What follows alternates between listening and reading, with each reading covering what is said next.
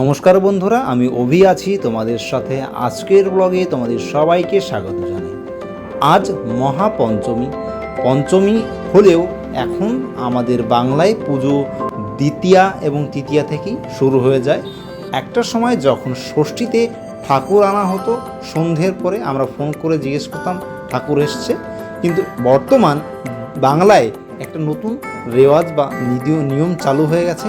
পুজো মণ্ডপে ঠাকুর ঠিক দ্বিতীয়া বা তৃতীয়া থেকেই এসে যায় এবং যে ঠাকুর বা প্যান্ডেল প্রদর্শনী এটা দ্বিতীয়া তৃতীয়া থেকেই শুরু হয়ে যায়। মানে মহালয়ার পরবর্তী থেকে মানুষ এই প্যান্ডেলে ঘোরা শুরু করে দেয়।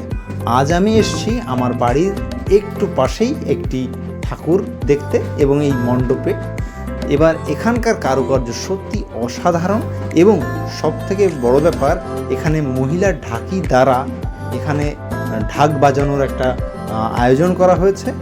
সম্প্রতি তোমরা নিশ্চয়ই জানো যে মহিলা ঢাকিদের ঢাক বাজানো শেখানোর জন্য আমাদের বাড়ির পাশের এক ঢাকিকে পদ্মশ্রী সম্মানে ভূষিত করা হয়েছে। তো বন্ধুরা, পুজো মণ্ডপের বাইরে এবং ভেতরের দৃশ্যগুলো তোমরা দেখতে থাকো এবং প্রতিমা দর্শন করো যারা বাড়িতে বসে আছো, যারা আমার ব্লগটি দেখছো, এবং এই মহিলা ঢাকিদের অসাধারণ ঢাকের প্রতিযোগিতা তোমরা এনজয় করতে থাকো।